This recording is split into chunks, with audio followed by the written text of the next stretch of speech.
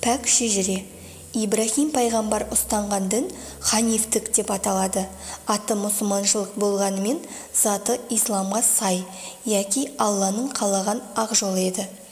Пайғамбарлардың әкесі саналатын Ибрахим пайғамбардың Ысқақ және Исмайыл атты екі ұлы бар еді. Ол Алланың құдіретімен Ысқақтың ұрпақтары арасынан бірнеше пайғамбар шығатынын алдын ала сезіп білгенді.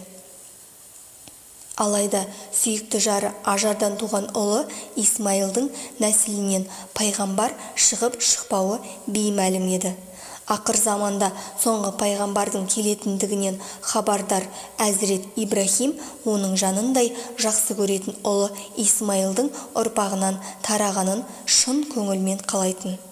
Адам ата тарапынан іргетасы қаланған жер бетіндегі тұңғыш құрылыс Қағба да ұзақ жылдар әсерінен әбден ескіріп құлауға айналған еді. Алла тағала Әзірет Ибрахимге осы қасиетті ғимаратты қайта қалпына келтіруді бұйырады. Ұлы әмірді естер-естпес Ибрахим пайғамбар Исмайылмен бірге құрылыс жұмыстарына білек сыбана кірісіп кетеді. Қағбаның құрылысы аяқталған соң әке мен бала қол жайып былайша Аллаға жалбарынады. Уа Раббымыз, екеумізді бір өзіңе ғана мойынсұнатын мұсылман еткейсің, нәсілімізден де бір өзіңе ғана мойынсұнатын мұсылман үмбет шығарғайсың, һәм бізге құлшылық рәсімдерімізді көрсетіп, тәубелерімізді қабыл еткейсің. Шүбәсіз, сен шынайы тәубелердің барлығын қабыл етушісің, һәм ерекше мейірімдісің. Уа Раббымыз, оларға өз араларынан өзіңнің аяттарыңды оқып, ашып түсіндіретін, кітап пен хикметті үйрететін және оларды арылтып тазартатын елші жібергейсің. Шүбәсіз, сен ұлысың, бәріне үстемсің, һәм асқан даналық иесісің. Бақара сүресі 128-129 аяттар. Хақ тағала шын ықыласпен оқылған бұл дұғаны жауапсыз қалдырған жоқ. Арадан 100 жыл өткенде Әзірет Исмайылдың ұрпағы Мұхаммед саллаллаху алейхи уәссәлам соңғы пайғамбар Хатамул Әнбия атанды.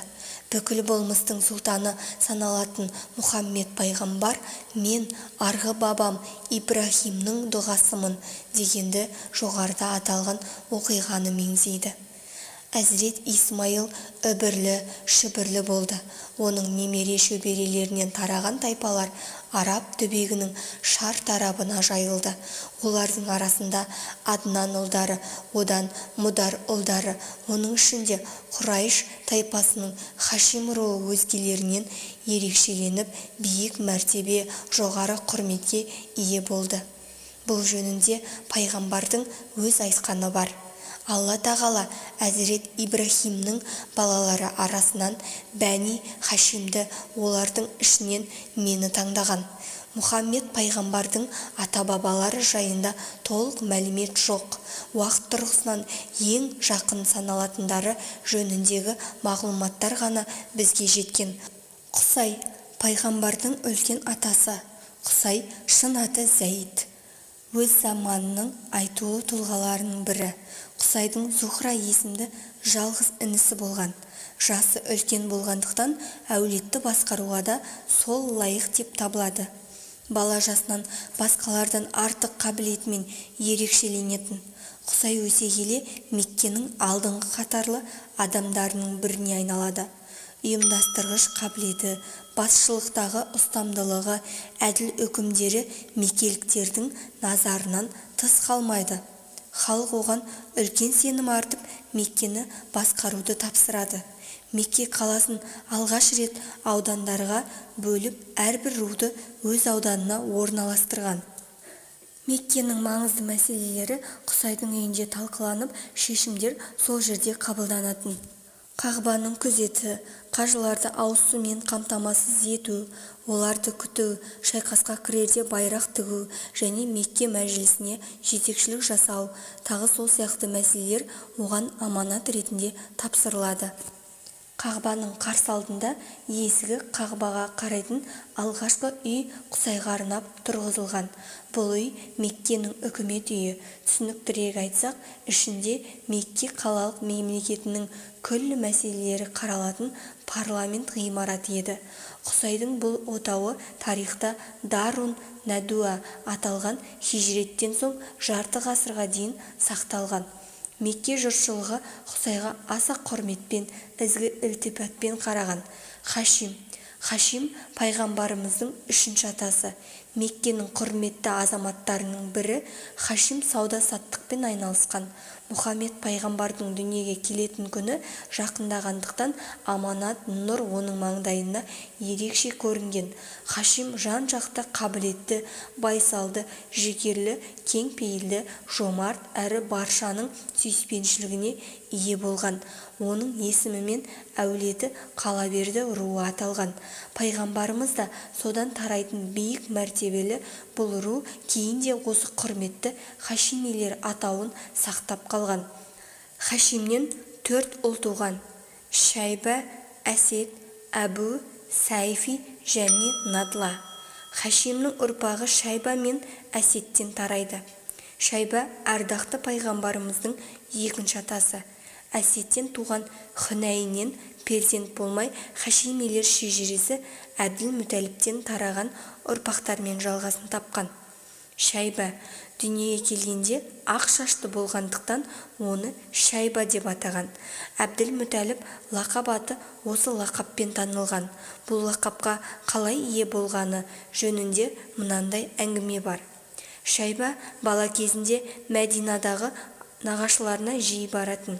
Бір күні көрші балалармен бірге ол Мәдинаның орталық алаңдарының біріне оқ атып жарысатын ойынға барады.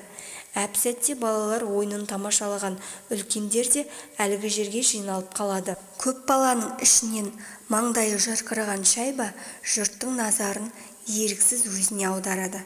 Ату кезегі өзіне келгенде Шайба асықпай садағын оқтап, өзіне деген асқан сенімділікпен садағын керіп кеп қалады. Оқ нысанаға дәл тиеді. Жиналған жұрт таң қалса сүйсіне қараған сәтте Шайба: мен Хашимимін, Бетха бегінің ұлымын. Нысананы көздей алмасам, атамның атына кір келтірген болар ем, дейді шабыттана шалқып. Оның айтқандарын жиналғандардың бәрі естиді. Әбдіманап ұлдарының бірі Шайбаға жақын барып, Хашимнің ұлы екенін нақтылап сұрап біледі. Меккеге оралған соң әлгі адам болған жайттың әкесінің бауыры Мүтәліпке осыншалықты қабілетті, ақылды баланың бөтен елде жүргендігін қаламайтын да сөз арасында айтып қалады. Мүтәліп мұны ести сала Мәдинаға жол тартады да Шайбаны алып қайта оралады. Меккеге кірген сәтте-ақ Мүтәліптің жетегіндегі балаға көзі түсіп, бұл кімнің баласы деп сұрағандар көп болды. Көз тиер деп қорыққан Мүтәліп еш ойланбастан бұл менің құлым деп қалай айтқанын өзі де байқамай қалады. Тіпті әйеліне де солай жауап береді.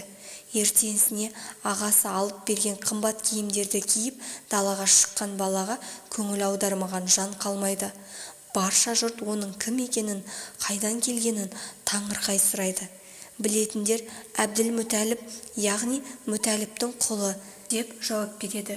Кім екендігі кейінірек белгілі болғанымен сол күннен бастап Шайба Әбділ-Мүтәліп аталып кетеді.